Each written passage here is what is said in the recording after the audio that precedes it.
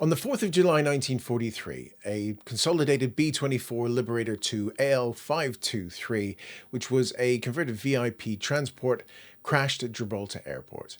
On board was General Wladyslaw Sikorski, who was the Polish Prime Minister of the government in exile and the Commander-in-Chief of Polish Free Forces. This story has created much speculation in the many years since that crash. And today we're going to be chatting with Chris Wroblewski and Garth Barnard, who have written the book Sabotage, all about the crash of AL523 and their working theory on what brought the aircraft down. So we're going to be delving into conspiracy theories, the reasons why General Sikorsky was in Gibraltar at the time. I'm going to waffle a little bit about my love for the place, as I worked for an airline from there for a long time. But as always, we need to just say thank you so much to the fantastic team at the Pima Air and Space Museum in Tucson, Arizona, where it is undoubtedly a lot warmer than it is here in Sussex, for their continued support of the pod. And this is episode 98, and they've been around for most of those. So do check them out at www.pimaair.org, because it really is mecca for aviation fans.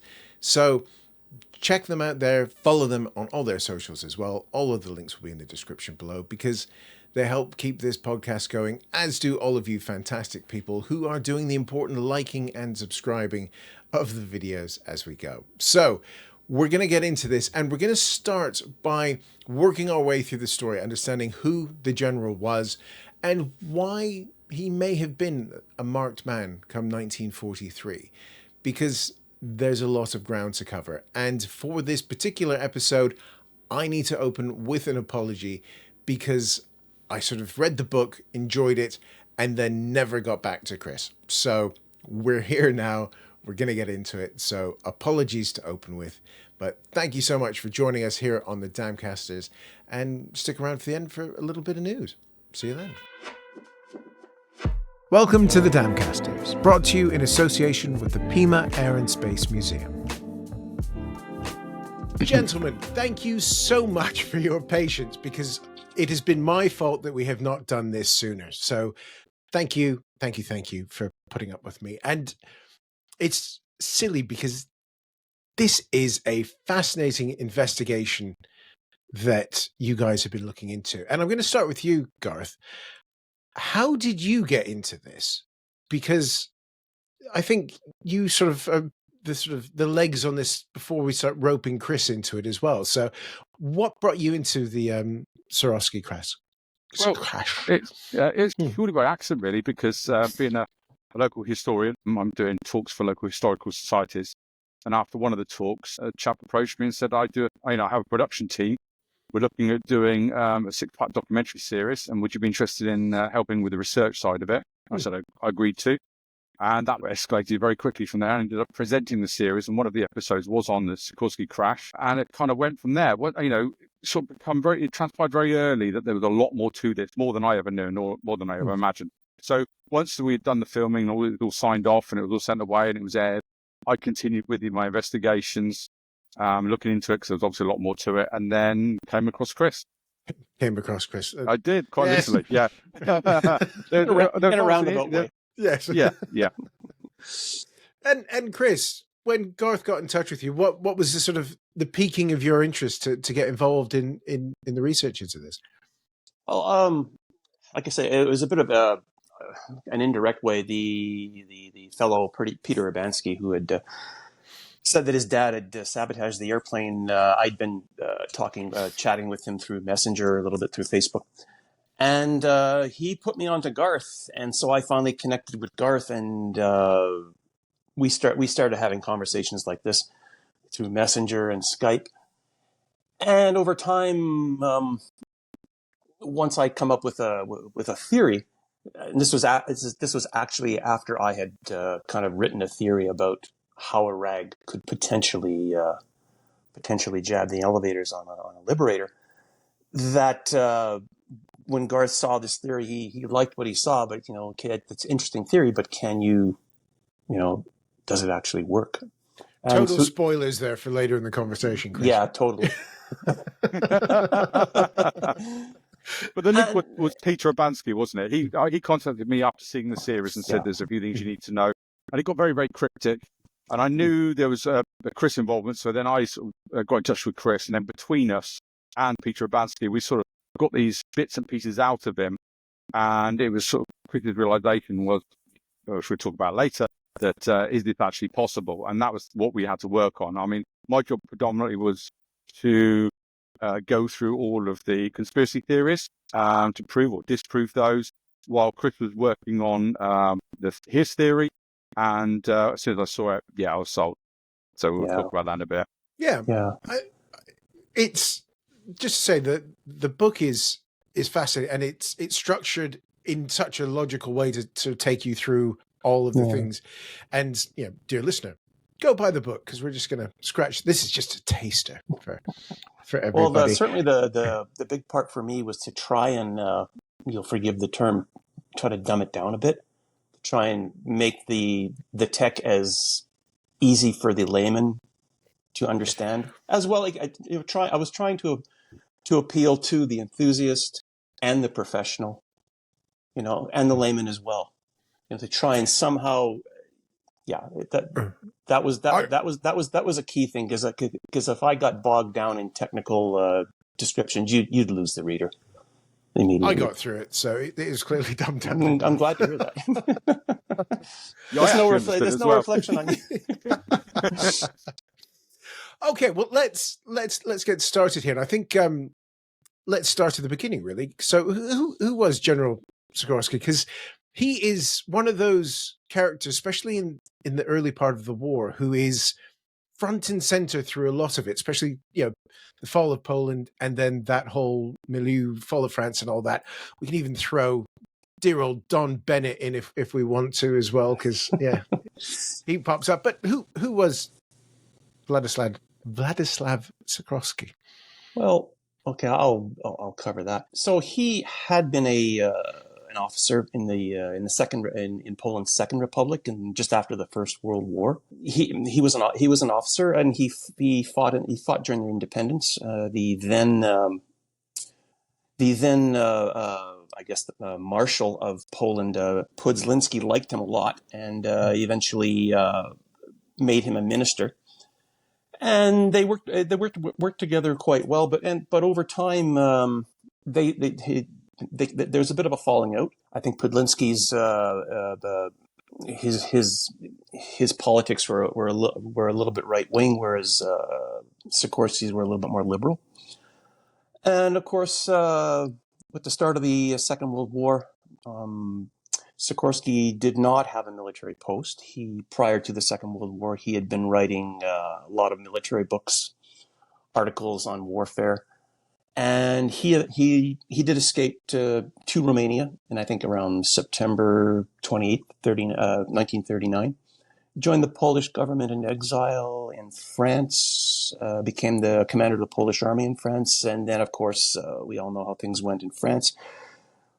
Polish government in exile evacuated to the UK, and over time he became the prime minister and commander-in-chief of the Polish government and Polish military, Polish government in exile, and the Polish army, which included Polish troops in the UK, and then later on in the war around 42, when the Polish Second Corps was formed in the Middle East, when the Poles came through Pavlevi into Iran after a big evacuation. Those troops were incorporated into the Polish Army of the West. So that's kind of a brief overview of who Sikorsky was and what his position was. The agreement, the Sikorsky-Maysky agreement that he signed off on with the Soviet Union after they were attacked by Germany, people were not happy with his decision regarding the eastern border. I think he had elected to sort of deal with that later on. So that's kind of a brief overview, and that was kind of the crux of the discontent towards Sikorsky over the course of the war. So that's it. Thank you for that, because he's everywhere during that early part of the war, isn't he? He's in important meetings. It's all that, and of course, I'm just trying to figure out the dates here, because the Katyn massacre is about 43 when that hits the news. He makes the deal with the Soviets round about the same time. So it's sort of damned if you do, damned if you don't moment for him, really, isn't it? He's getting the pressure to be all ally with the new ally.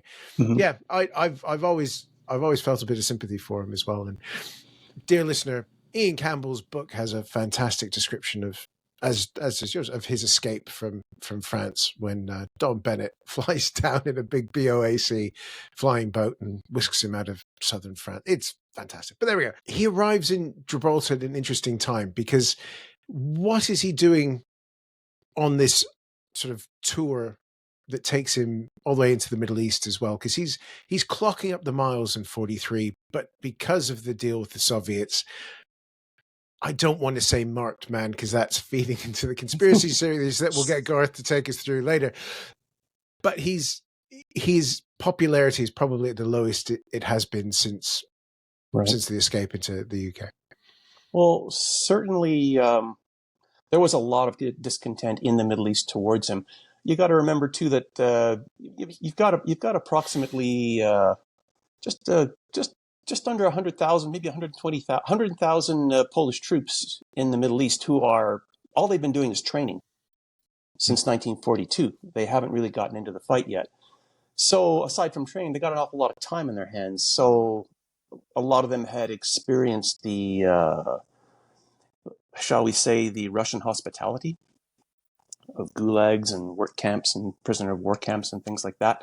So they did not look upon Russia very favorably, and they did not care for, again, as I mentioned earlier, they did not care for Sikorsky's lack of movement on the border issue. So yeah, there was a lot of discontent and rumbling, and he was essentially flying down to the Middle East to try and quell this discontent, to talk with General Anders, who was in command of the Polish Second Corps in the Middle East, because Anders had also been telling him, like, look, do one of two things: either be a commander in chief or be the prime minister, but not both. Okay, resign as prime minister because we don't like your policies. And of course, that he was more or less echoing what a lot of his senior officers were saying. Mm. So of course, he was flying down there to reestablish his authority and to set the record straight on things.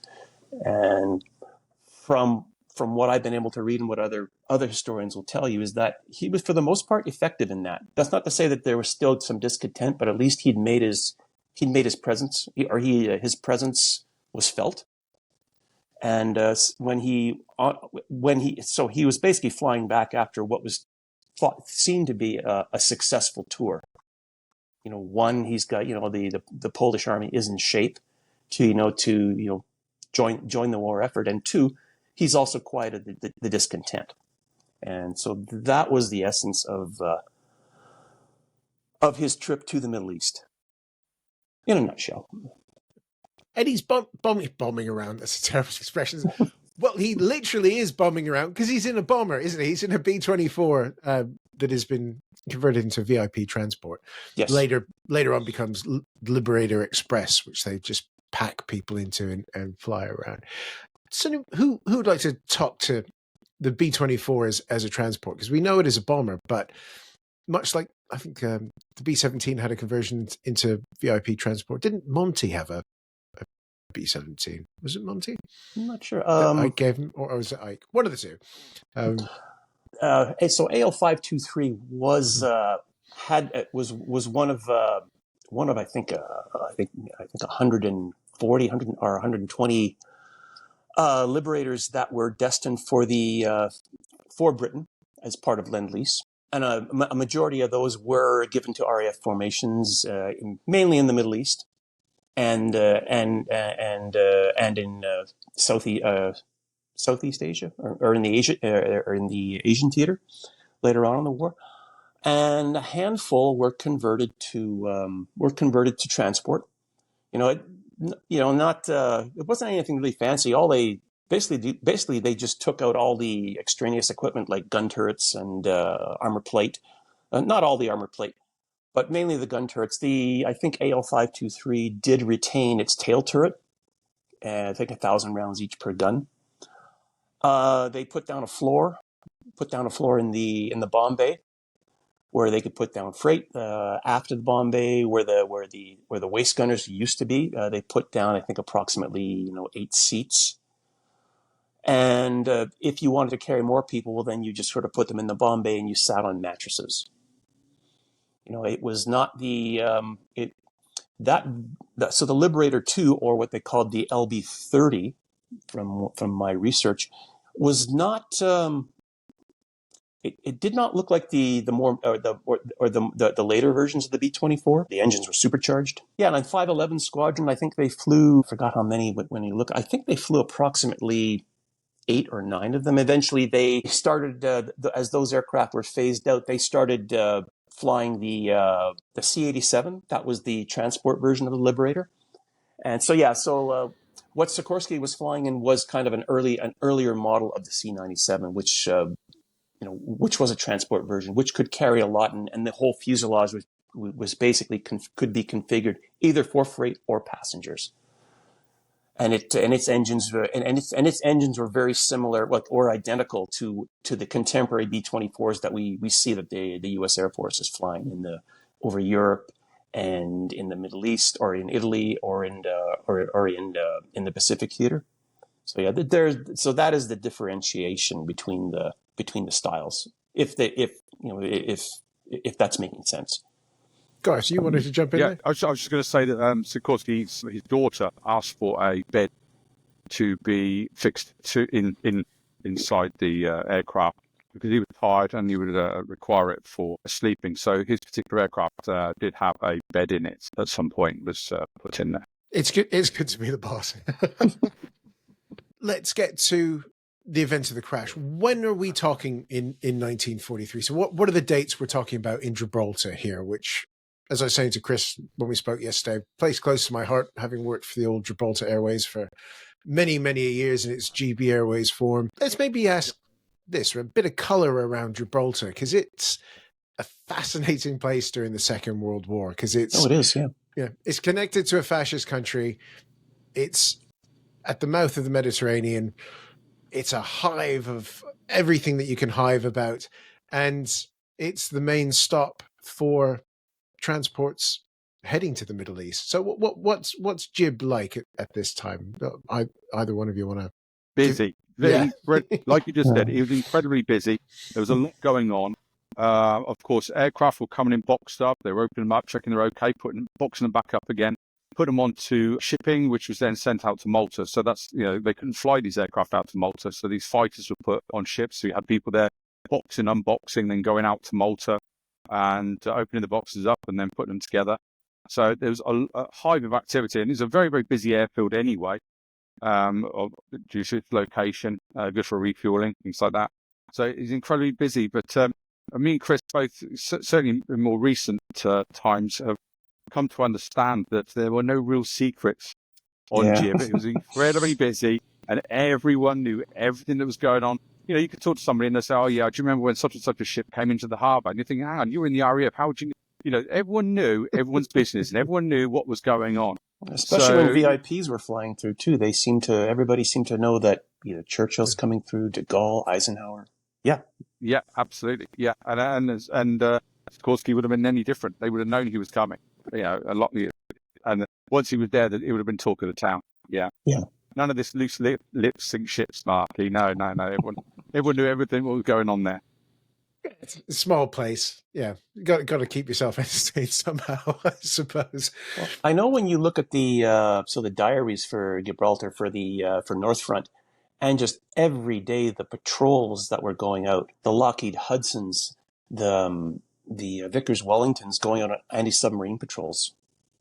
Mm-hmm. The number of Spitfires are being test flown, Hurricanes are being test flown, aircraft passing through. Like I think at one point, I think in May, I think was it the 15th Air Force that was flying in the Middle East? 15th, or was it the 5th Air Force? The number of B-17s just transiting through Gibraltar, it's staggering. The amount of aircraft going through there, like transports, like almost daily flights coming out of the UK for VIPs, or not so much for VIPs, but for freight personnel, either transiting through Gibraltar or you're dropping off people, and then mail. There was a daily shuttle from, I think, Maison Blanc, B-17 shuttle daily from Maison Blanc to Gibraltar, back and forth and back, and just went on every day, rain or shine. Well, when it rained, I think they kind of closed the operations a little bit. But no, a very, very busy place, a very crowded airport, or airfield, I should say. And interestingly, a PRU unit taking pictures of Spain. Yes. Yes. Yeah. Absolutely. Little known fact that there's a bunch of pale blue Spitfires flying over a neutral country quite a bit. But there we go. Okay, so we're in July. Sikorsky arrives, and to be fair, his last evening seems to have been a reasonably good one, doesn't it? Because there was a bit of a do at was it the governor's house as well? I think the governor's house. There was also like some kind of a garden party. There was he had sent a telegram to Roosevelt, because it was the 4th of July in the United States. He met some Polish soldiers who had been evacuated out of Spain, and they would eventually by ship travel back to the UK, inspected them. Yeah, it was a pretty I don't want to say a laid back affair, but he was busy. He was very busy. Of course, it had not been his first trip through Gibraltar. Certainly, he had passed through the Gibraltar on his way to the Middle East on I think the 25th of May. I think he passed through at that point, but he only stayed a day. And no, it was very much a nondescript day, typical VIP, just doing his VIP thing. They took him on a tour of the Rock. Everybody had to do a tour of the defenses and that kind of thing. And no, it was pretty much nondescript. Yeah, wander through the tunnels, get your pockets picked by monkeys. It's what you do when you go to Gibraltar. Still going on today. Yeah. We joke. It is a fabulous place to visit. It really is a lot of fun. So just fly BA, not EasyJet to them, because they bought us and they're not as good as we used to be. Okay, that's good to know. Me and Garth had a discussion about that earlier. Okay. Yeah, I flew EasyJet. I've got a story to tell about that, but that's for another day. Oh, yeah. To be fair, a lot of our old crews are still at Easy, so I can't complain too much. But they bought us for a lot of money. But let's get back onto so let's just talk about the pilot of AL523 for a minute, because he in and of himself is quite interesting, because he's Czechoslovak Flight Lieutenant Edward Prashal. Prashal, is that correct? Some people that's how we pronounce it. Yeah, Prashal. Some people call him Prawl.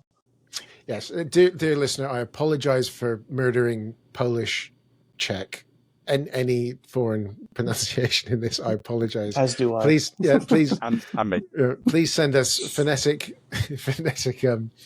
descriptions of people's names properly in the description. We'll get those fixed. But who was he? Because he's had quite the war himself, hasn't he? By this point, he's no newbie flying around a VIP. He's an experienced pilot.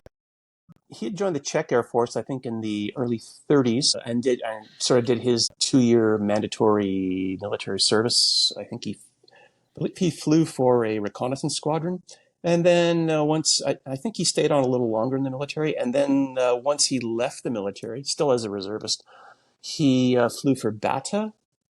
Bata was, I think they were a shoe company or something like that, and they had distributors all over Europe. So he flew personnel, all across Europe. Lots of twin engine experience, lots of instrument, flying at night instrument experience, which is a big point.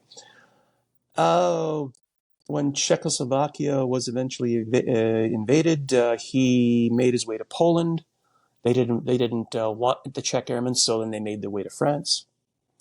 Eventually, became part of the French Air Force once the war once Germany had attacked France, and he flew in the French Air Force in a Czech squadron. I think where did he fly? He flew the Bloch 152. 2 victories, 2 shared victories. Of course, when France fell, evacuated to the UK, was trained to fly Hurricanes, flew for 310 Squadron. And 4 victories, 2 shared. And then France, it was like 3 victories, 2 shared. So yeah. And from there, eventually transferred to an operational training unit, trained on bullfighters. And then to a bullfighter, to a night fighter squadron. I think it was number 68. Again, he only flew 4 operational sorties, but a lot of interception training, radar interceptions, searchlight interceptions, a lot of homing. So even though he only flew 4 sorties, there was a lot of training involved, all of it at night, taking off at night, landing at dawn, or landing at daybreak, taking off at dawn kind of thing. So eventually joined Transport Command, flew with the 116 Squadron, flight 1425, flying the Lockheed Hudson from Portsmouth to Gibraltar to Malta and back. So he had lots of experience flying in and out of Gibraltar. And then eventually joined a 511 Squadron and flying Liberators to the Middle East and the Far East. At the time of the crash, he'd accumulated 292 hours, and 171 of those hours were at night. After the crash, he stayed with 511 Squadron, flying, I think, Liberators and then eventually Dakotas. And he flew, he also flew out of Dorval in Montreal, so he flew a southern route. Through South America, then up through across the South Atlantic, which is a long way in a Dakota, across Africa. So and he finished his career flying Dakotas. He's a very, very experienced pilot. A very experienced pilot, very yes. Pilot. And as we're aware, this is the pilot that Sikorsky asked for himself. This is someone he chose to fly for him. And why wouldn't you? Someone with that sort of caliber, that sort of experience on aircraft, especially at night, especially Gibraltar as well. There's also been some suggestion, or it's been documented that part of the reason, not the reason, but part of the reason that Sikorsky chose him is because he was trying to make overtures to the Czech government for some kind of Czech-Polish.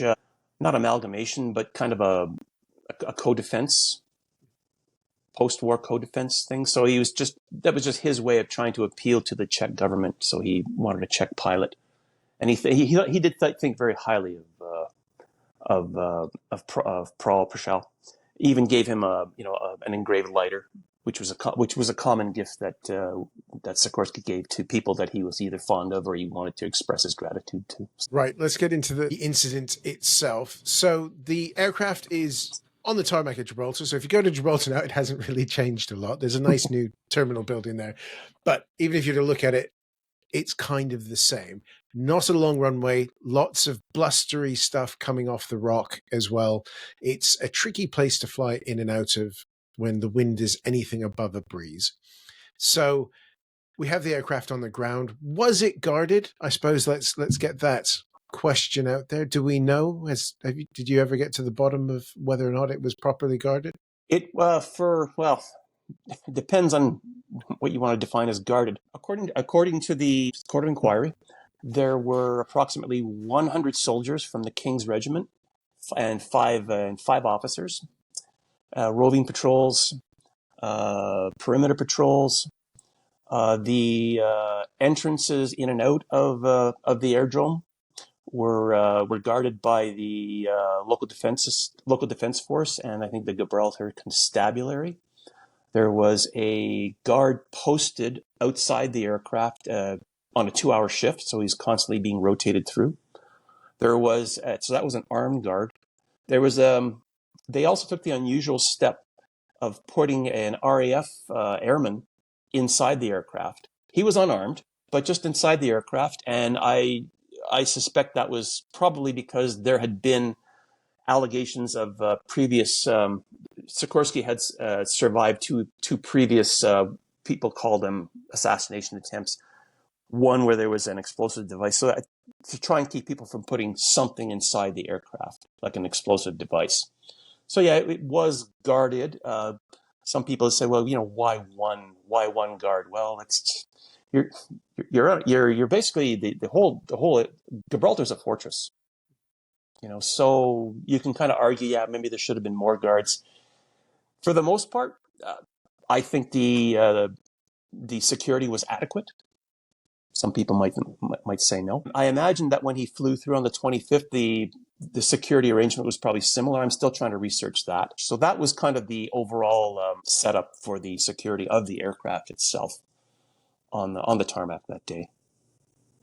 Now, when I worked for Gibraltar Airways, we'll call it that, GB Airways, one of the things that we always made sure to do is bring back the duty free, because Gibraltar's in a fantastic. Garth can talk about that. There's a company there. Okay, anyway. Yeah, there's stuff there you can get just about everyone. I can remember, £5 2-4 packs of Aranja Boom. It was great.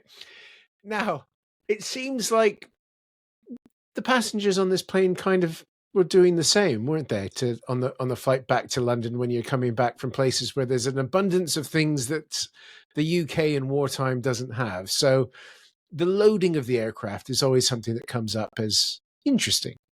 Well, yeah, I mean, since doing the series World War II Aircraft Detectives, I've managed to locate and track down witnesses of which, the Court of Inquiry, for some reason, did not get in touch with these people. And when I ask these people, they say, well, I just wasn't asked.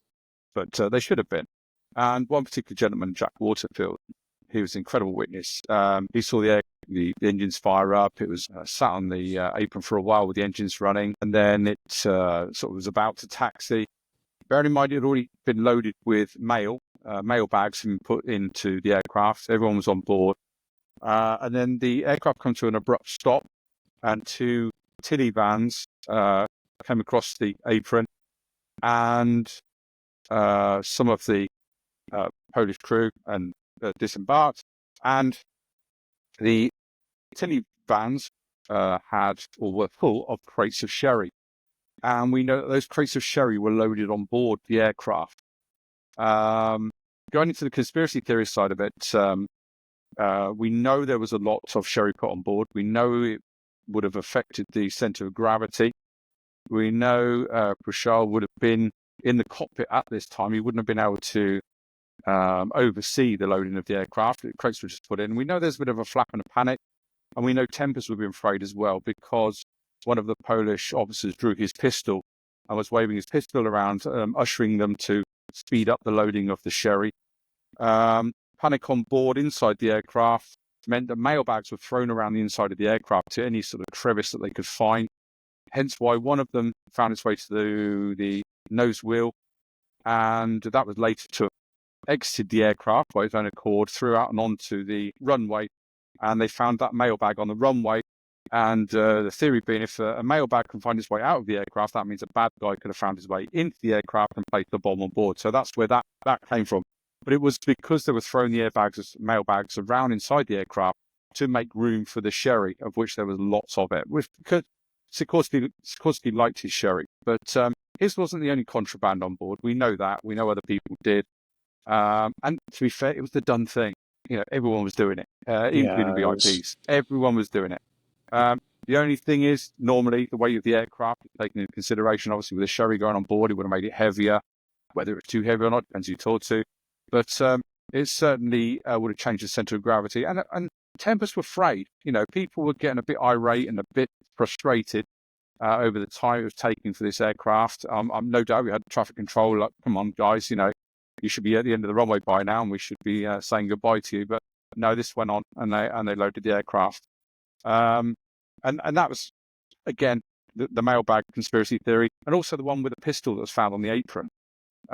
So the conspiracy theory behind that was, well, if a pistol was found on the apron, they must have all been shot and executed prior to takeoff. Depends who. I've read that Wroblewski, he said that the passengers were murdered on the ground, and either some or all were then abducted by the Soviet Union. Again, I've heard stories that they were even kidnapped. I mean, they were on board, the sherry was on board, doors were closed, and the aircraft taxied. And Sikorski's daughter was sat by the window. She actually waved to Jack Waterfield, and he waved back. He saw her face against the window. She was perfectly okay. So, again, that conspiracy theory where they say they were all murdered on board beforehand, again, certainly not true. And the pistol was obviously from the officer. Whether he dropped it or put it down or whatever, I don't know, or didn't holster it properly, don't know. But that pistol was found on the apron. So there was a lot going on. It was very fraught. And again, issue. I can go on to more conspiracy theories. Let's do the crash, and then let's do come the back crash. to, because there's the man that sort of haunts all of our dreams, David Irvine. He has to come up at some point as well, doesn't he? Yes. But let's come back to it. Let's talk about the crash before we delve into a few more of those. So the aircraft is in a questionable loading state. People are not in what we would call good cockpit resource management frames of mind, and the aircraft attempts to take off. So, gentlemen, who wants to talk us through the 16 seconds of this? Well, the last 16 seconds of it's something that I've AL523? been doing a lot of research on recently. I'll start by saying that, yes, the aircraft was heavy. Was the aircraft overloaded? I'm going to say not, just based on some performance calculations I've been doing, and with help of a friend who's also an airline pilot. And the aircraft was likely, just based on the takeoff distance that the aircraft used, was probably in the region of 56,000 pounds, which is well within the aircraft's performance capabilities, and also within Prashal's abilities as a pilot. Now, there have been other researchers, Mr. Irvine included, who just pulled numbers, out of a book without researching them. So he tried to suggest that it's kind of what he did. Yeah. So he suggested that the aircraft was like, I think, 62 or 63,000 pounds. Well, I can guarantee you that aircraft would have used up all the runway and then some, and probably would have been, rotating on the beach, on the western end of the beach. So that aircraft would have never gotten off the ground. Even B-24 pilots of the period said, like, impossible. The aircraft could fly heavy. Prashal's takeoff technique, completely normal. As for center of gravity, I've written a paper on this, and that's going to go somewhere, but that's for later. The center of gravity, if you know anything about mean aerodynamic core. So and I apologize, I'm geeking out here a little bit. So on the B-24... The aviation show, you can geek as much as you want. On the B-24... The mean aerodynamic chord is between, I think, 23 and 35%. And based on the calculations I was able to do, he was probably in the region of 28%, which is almost dead center, which is actually the ideal. So center of gravity, not a big issue, but a heavy aircraft. And that doesn't mean because the aircraft was heavy, it was not difficult to fly. It was a handful. Flight controls are heavy. When he went charging down the runway, just as he crossed Spanish Road, that's about just a little bit past the halfway mark. He put, when he hit 130 miles per hour, he had to pull very aggressively back on the control column, and the aircraft, lifted off. In regards to, I do have to make one point in regards to contraband. There's been a lot of talk about that there was liquor on board. No doubt there was. As for the 30 to 40 crates that David Irvine reports, I'm going to raise a question about that. No doubt there was liquor on board. I just don't think it was 30 to 40 crates. And the reason I say that is because back in 1942, Victor Cazalet, he had written a book about his travels with Sikorsky in the Middle East. And I have a copy of this book, and I've read it. And he makes an interesting statement about traveling to Tobruk with Sikorsky to visit the Polish troops who were defending the front lines at Tobruk. And he purchased, not him, but he had 30 or more cases of whiskey purchased in Cairo and brought it with him on a destroyer, a British destroyer, to Tobruk to distribute amongst the troops, which was a very generous thing. And it's kind of, I find it very odd that a quote of 30 cases of liquor, and Mr. Irving quotes 30 to 40 cases of liquor. So a very, very suspicious parallel there. After Prashal had climbed to approximately 150 feet, then he kind of pushed the nose forward to regain his airspeed. And when he was at about 160 miles per hour, he tried to pull back on the control column. And we're not talking about big control column movements. You just move it a bit, try to maintain your climb, and then you bump it forward, maintain your descent, and then pull it back. He could not pull back the control column, and he called for Herring to his co-pilot, squadron leader Herring. Checked the flight control locks. Herring didn't reply. Prashal closed the throttles, called a crash landing, and of course the rest is history.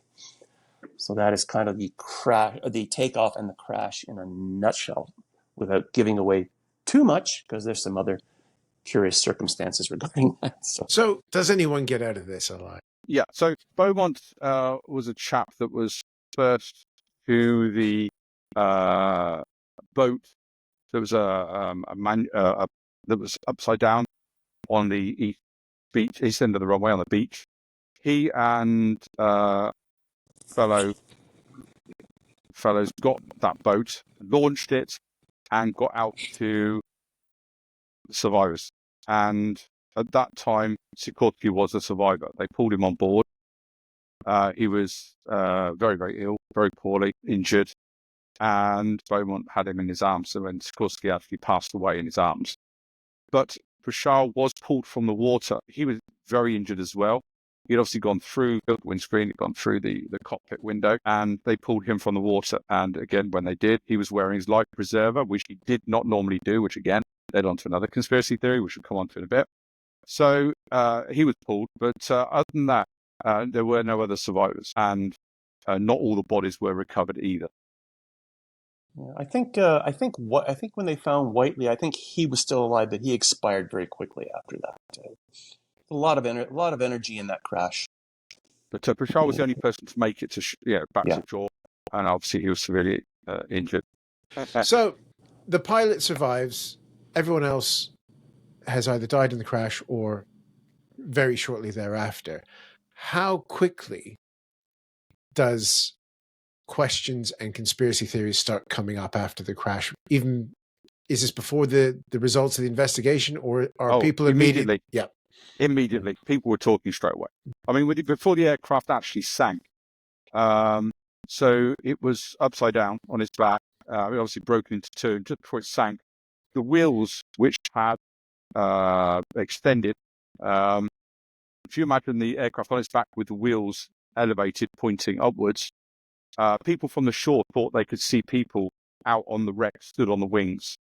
And that's another one of the conspiracy theories, that there were survivors stood on the wings waiting to be rescued before the aircraft sank. But it wasn't. That was actually that's really far away.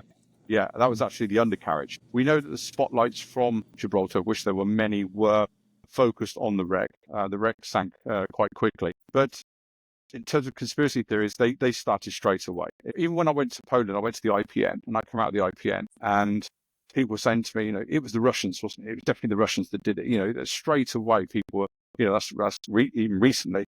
But at that time, literally immediately after the crash, there were people pointing fingers, conspiracy theories. I mean, Prashal had perfectly okay, but he had a unique to him takeoff style. They were saying that would have obviously at some point come back to cause an issue, which I don't believe it did. And obviously they were saying the centre of gravity, which obviously Chris has touched on as well, the weight as well, that Chris has touched on as well. Then there was everyone on board had been shot. Obviously, that wasn't true either. And when I was at the IPN, I had access to all the autopsy reports from Sikorsky and the other bodies that were exhumed. And I have no medical background, but one thing I didn't see is any gunshot wounds or anything like that. And all the injuries that I was shown, again, they're there to be shown to me and pointed out what things were. were totally consistent with the injuries that were spoken about in the court of inquiry. And sorry, not to interrupt.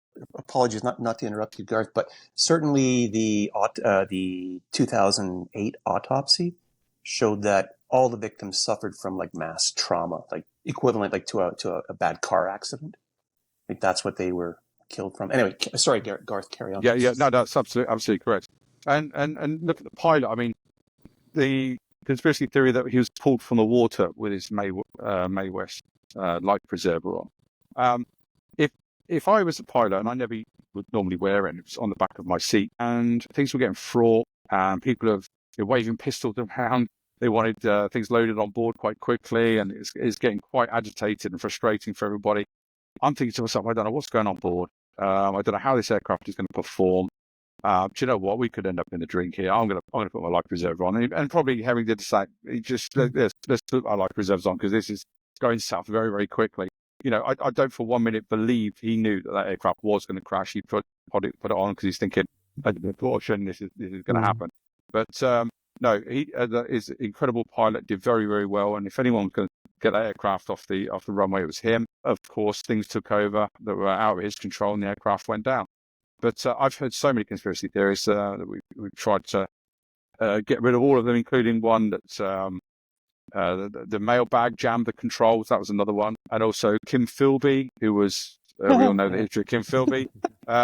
Sorry. You know, one theory that he actually got on board and switched the control cables himself. Oh, yeah, very easy to do. Incredibly easy to do. Yeah, I can just do that in a snap. I mean, we're talking hours, if not days, to change those over. So, you know, again, there's some incredible theories put around. But clearly, nobody's been inside one of those aircraft. I remember being in the front of the privateer. You turn around and it's just this rabbit warren of stuff. So Philby was an interesting character, but I don't think he was that. No, I mean, I've flown aboard a B-24, and we went through all the controls, even in flight, where they were showing us what they all did. And there's no way you can change them over. It's not a case of just switching this to that. And also, as well, you know, this is Prashal we're talking about here. If the controls were reversed, he would have gone off the beach into the sea. He would not have got airtime. You know, it's a case that the controls were perfectly okay at the time he took off, but something happened during that takeoff period, and then 16 seconds later he's into the sea. So for you, gentlemen, in your investigation, what led you to your, we'll call it at this point, your working theory as going through it? What changes from this mountain of stuff that people are throwing around trying to figure it out? When you guys are getting involved in looking into this and trying different things, what's your smoking gun to start saying, oh, actually, it was this guy? Well, we'd actually gone through all the conspiracy theories and proven that they weren't. There was no evidence. There was there's no fact to them whatsoever. And then I was contacted and Chris was too, by a chap called Peter Urbanski, who had a theory. Well, it's more than a theory. He told us what actually happened to the aircraft and who did it. And it was like, oh, okay, there's a conspiracy theory we need to prove didn't happen. And the more we looked into it, the more we couldn't prove it happened. If anything, it was more likely to have happened. And then I'm going to hand you over to Chris, because Chris took things to a whole new level. So over to you, Chris, on your theory. Let's talk about your rabbit hole, Chris, and whether or not you've ever come out of it. Yeah, as Garth pointed out, so Peter says, yeah, my dad used a rag, and he stuck it in a flap, and like that makes no sense whatsoever. You know, after reading the account, like no, a jammed flap is not going to cause what you're describing. Until and once I read the account, okay, he must have meant an elevator, and then of course, you know, now I'm looking at photographs. I'm reading through the technical manuals. Okay, well, I've seen foreign objects jam flight controls. It's not unheard of. You know, either through corrosion or some object, and and it makes the control inputs in the cockpit heavy, if not completely blocked. But you know, where are you going to put a rag? And I'm just looking at photographs, and I'm looking in the manuals, and like, yeah, if you jam it here, but still you would notice it prior to takeoff. And I'm at the point where I'm going to dismiss this until I notice that there's these channels between the fabric covered elevator and the fairing on the opposite side, and there's a gap of about a half an inch, and there's these two. I don't know if people can see this, but just two channels. One is two U-shaped channels on either side, and that there's this gap. There's this tapered gap that goes from large to narrow. And I said, well, if you maybe if you tucked a rag in there, that might jam it. And I came up with an illustration and a theory and gave it to Peter. And Peter said, oh, yeah, great. I like that. Garth saw it, and he's like, well, okay, that's very interesting. Does it work? Can it work? And it's like, okay, step two. If I at one point, as me and Garth are talking back and forth, he liked what he saw, but at the same time, like, would it actually work? I said, Garth, I could either move this whole conversation forward, or I can shut down this whole thing if I could just get access to a B-24 Liberator and just get up there and put it in there. I think Garth may have sent a request to the Imperial War Museum. I don't think they ever answered. And so I did the next best thing. I found some drawings, scaled them up, and built my own version, cross section, and a lot of careful measurements, Can I just say? Sorry, go ahead. Garth, when Chris said, I'm building my own, what was your reaction to that? Well, even when he said he was building his own, I still didn't realize the scale in which he was talking. I mean, when he said he scaled it up or down, this thing was huge. I mean, this thing was it was huge. And he said, Garth, I'm going to send you a video. You tell me what you think. And I opened this video up and I thought, this guy's crazy. He really, and then within minutes, I'm thinking, hang on a minute, hang on. Not too far. Do that again. And he showed me this video where he did it. He repeated it. And then he said, if you do this, it does this. If you do that, it does that. And watch this. And he slid it. And I let him explain what he did. And I'm like, yeah, that's it. That's another thing to try and prove didn't happen. But I was looking at it from I'm an engineer by trade, but from a scientific perspective, I'm thinking, how on earth are we going to prove this didn't happen? Because he replicated it over and over and over. I mean, Chris, talk us through the model. No, so when I finally completed it, I kind of designed the whole thing like on my dining room table. It was in the middle of COVID, and then as we came out of COVID, a friend of mine, his garage, he has a big woodworking shop, so I built it there. And come time to finally test it, I put the whole thing together and got my big cotton cloth. It's about the size of a dish towel, and I bundled it all up. And like, okay, well, here goes nothing. So tucked it in there, shoved it towards the rear, and I started to pull and pull and pull. And like, I can't break this. No, I must have done something wrong. No, take it out, look at things again. All right, just reset it, bundle it all up, tuck it in there. And again, I start to pull. I'm like, my goodness, this thing is locking up. Like, it's locking up very solidly. And I was still having, like, it's just such as the nature of troubleshooting, which is what part of my job as an aircraft technician. Troubleshoot. Okay, you've done something wrong. You've missed something. And eventually tried it a few more times and say, you know what? I think we may have our answer. And that's when I sent Garth the video. Now, disclaimer, my movements when I moved the elevator, I did controlled movements, as all pilots do. There's none of this like a fighter pilot kind of thing. No, this is a transport aircraft, so you're pulling back, and it's always heavy controls. When I very abruptly, pulled it hard, it would just pop right out. It would roll the rag out.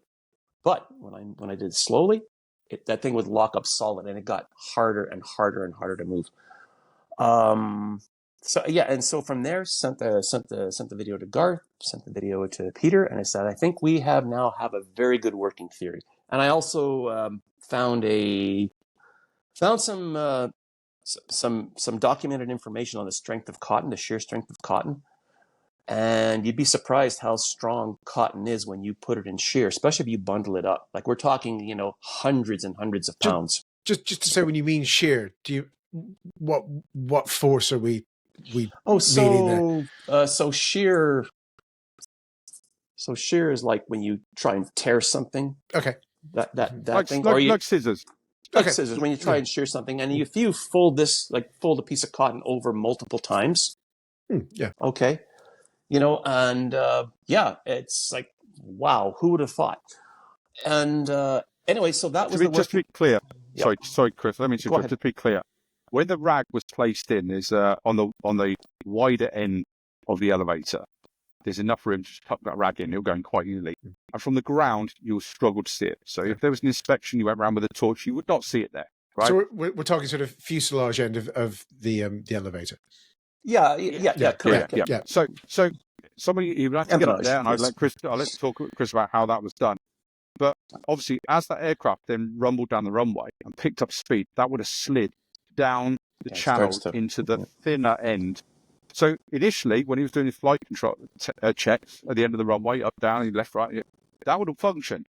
No problem at all. But as he went down the runway and that rag slid down the channel to the thinner end, that packing that rag tighter and tighter and tighter, and he loses all leverage then. And that's where the elevator would have lost, and he would not have been able to do anything about it. Because they're not independent. It's a big solid tube that that's working both. So you only have to worry about one side of them. Yeah. It's not like a contemporary aircraft where you can split the elevators if one side jams, but So back to you, Chris. Oh, so all right. So we, and now it's like, okay, we got a working theory, and I guess part of the reason why we wrote the book is because we champion the sabotage method. We just can't sit on this. And so from there, finally say, okay, Garth, we've got all his eyewitnesses. I have all these technical descriptions, all these this model that I built. We need to publish this. We need to get this out there because there's just so much disinformation out there. And I say the videos are posted online. I think Garth it's posted on his. He has a web page for his OTU research. It's a separate link. And you can watch them. And then from there, just kept working on the theory, just basically sort of building up as you, thank you very much. You called it a very well-structured book, trying to kind of lead up to why we're at where we're at, and trying to trying to dispel what it could have been as opposed to what actually caused it. I'll also add too that, and Garth actually during his documentary, he did touch upon, there was I think AL523, that was one of the first Liberators that crashed in California, and under similar circumstances where the elevator's locked, but that was due to a machine screw that had fallen into the chains that for the elevator control. So that was also a possibility, but of course they inspected the chains at Gibraltar, because I think that was in the back of their mind, and they found no evidence of a machine screw having been dragged through a pulley guard kind of thing. So there was that, and I needed to, I needed to be transparent about other potential causes. And also the locking mechanism that you put on when the aircraft is on the apron and not being flown. They said that locking mechanism must have been engaged or could have been engaged during takeoff. That's either on or off. As you're taxing and that, there's no way. It's a big strap goes over the top, and that would have been removed. There's no way that aircraft would have even left the apron with that engaged, and you can't engage it either. It's like that, once you're stopped, you're on the apron, then you all shut down, then you put the lock on. So there's no way he would have taxied with that. Not a chance. So we've gone from bad luck to somebody getting very lucky, shoving a rag into an exposed bit of an aircraft. Yes, I know. Certainly. Oh, somebody, one of the other podcasters, he asked a very good question. He said, "Well, why?" I'm sorry, I'm not up to his standard. Well, not necessarily you, but there was another podcaster who asked a very good question. Why the elevator? Why there? Like that's not a place that he would think of, or that anybody would think, even a pilot or a mechanic. Why the elevator? And that's where post-publication, me and Garth have had a lot of chats about this. Why the elevator? It's something we didn't really touch upon, and we figure our saboteur had other plans, and that despite what anybody may think about the security on the airport, the fact that he used a rag points to something else that he wanted to do. done some research. Desperation, doesn't it? It's sort Yeah, of desperation. it speaks to desperation. Yeah. Plan A has gone wrong. Let's think of a plan B on my feet, kind of thing. Yeah. Take one sort of a good saboteur to think was on his feet to do something like that. Because if you're going to, sorry, Chris, just one thing we haven't said. Wladyslaw Sikorski is Polish. What is he doing in Gibraltar? I suppose that was. Okay, so he, quick biography. So he had, prior to the war, he had worked for, I think, a company called Aviation in Poland. They built the first, copy of the Enigma. And so they had kind of broken into the German Enigma code, the early version of the Enigma code. He was part of their border protection corps. In their like intelligence circles or their reconnaissance circles. He was present, according to his son's the biography his son wrote. He was present when the Poles handed over their Enigma copies and cipher material that they had obtained when they handed it over to the British and the French.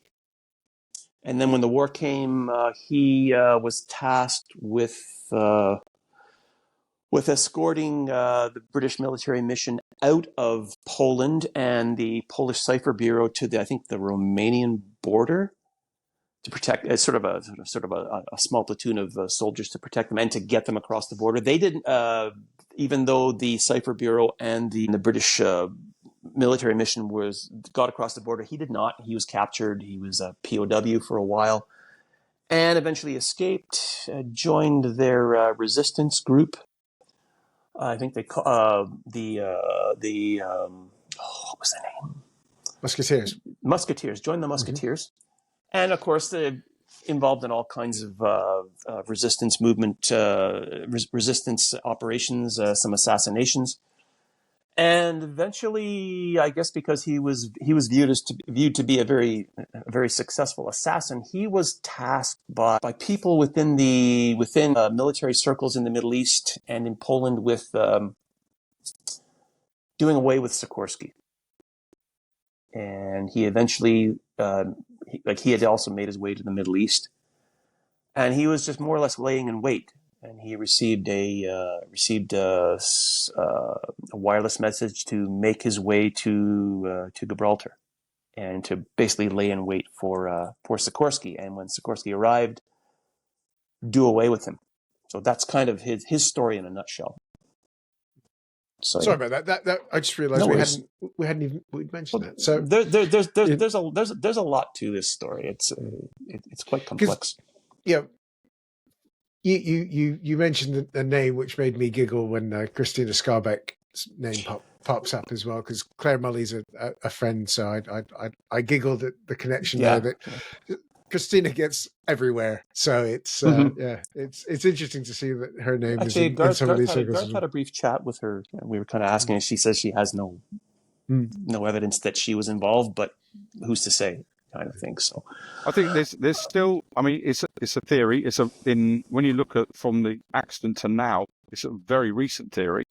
It's a recent theory that we're struggling to prove didn't happen from a scientific, engineering, aeronautical perspective. How the assassin got there, how long he was there for, how he did it, we can only surmise he had access to the aircraft and was potentially working on the aircraft as ground crew when he managed to, up on a trestle, up on a ladder, and was able to put the rag into the aircraft unseen. There's no way that rag would have been spotted on pre-flight checks, that's for sure. So I just think he was thinking, we used the Swiss cheese model, which we've spoken about before in Chris, and I think just everything lined up with, for me, everything lined up with the center of gravity, the fraught situation, everything that was going on. Prashal managed to get that aircraft off the runway, whereas maybe another pilot may not have done. There's all this, everything lines up where, if it wasn't for Prashal, I don't think they would have been able to take off like they did. Were it not for the fact there was a rag in the elevator that then caused problems, then obviously the aircraft crashed as a consequence. So, and as Chris alluded to, I think Urbanski, again, I think it was a plan B, a very quickly thought out plan B rather than a very well executed plan A. I mean, there's loads of other ways to bring an aircraft down. Bomb is your first one you'd think of.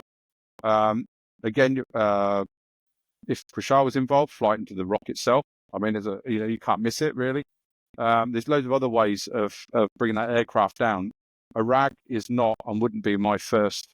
When you look at risk reward, that's not the sort of thing I think of. I know that this will definitely bring that aircraft down because there's no definites. But the fact he did it and the fact it did, I think he was incredibly lucky. But again, testament to him to thinking on his feet. It takes a certain sort of person to be able to do that. And to address the RAG, why the RAG? Well, post-publication, when you start reading through there's various SOE manuals and OSS manuals regarding sabotage methods. And when you want to use a RAG, say you want to use a RAG to bring down an aircraft, well, what you're going to do is you're going to stuff it in the carburetor inlets of the engines, or you're going to put it in the oil tanks, or you're going to put it in the fuel tanks. And any one of those three methods will cause engine failure at some point, either immediately or within a few minutes, half an hour, that kind of thing. And we suspect that for whatever reason, he could not do this. Whether he had considered an explosive device, we don't know.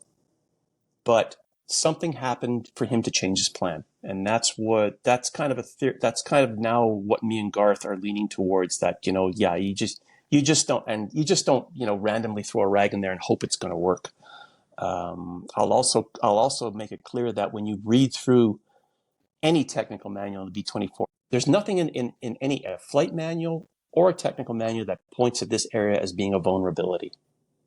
So we figure he had something else in mind, and it just didn't work out. It didn't go to plan. Like so many other high profile assassinations, things happen, blunders happen, things go wrong, and and a lot of times people have to try and innovate, and sometimes it goes well, and sometimes it doesn't go well. Yeah, you have to adapt, create and apply, and that's exactly what he did, to bring that down.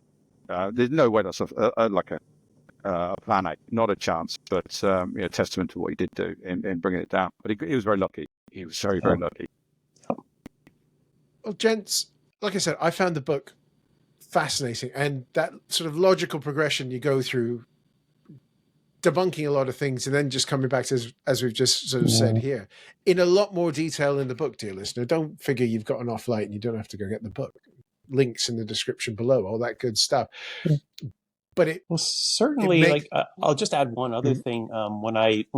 When the publishers first agreed to take this book on, they were a little bit reluctant about the citations, and I said, I'd really prefer if you left them in, because it just shows that I did my research. Mm-hmm. It was very, very important, rather than writing a book and citing nothing, having a vague bibliography. I really wanted to make it known that I did my homework. And like I say, the investigation is not over. There are still missing pieces to the puzzle. I mean, the book is literally designed to shake the tree. Let's see what falls from it. Yes. Well, I'm excited to see what falls out, gents. So thank you so much for joining us here. We haven't even mentioned the title. I'll mention the title when I record the interesting things, but what is it called? Where can you get it? Do all the bits. The title, Garth, you want to do this, or no? You carry on. You carry on. Actually, no, Garth, you've been a bit quiet. Go on, tell us about the book. Okay. Go on, Please, we've heard enough from Chris. Please. Come on. Okay, the title of the book is Sabotage. And it can be bought on Amazon. It's by Chris Wroblewski and Garth Barnard. It can be bought on Amazon. It's probably your best bet. And go out and buy it. There you go. Short and sweet. Please do. And we like 5-star reviews. Yep. Yeah, reviews. We like reviews. We like reviews. Yep. And if there is someone out there who has something, how can they get in touch with your good selves?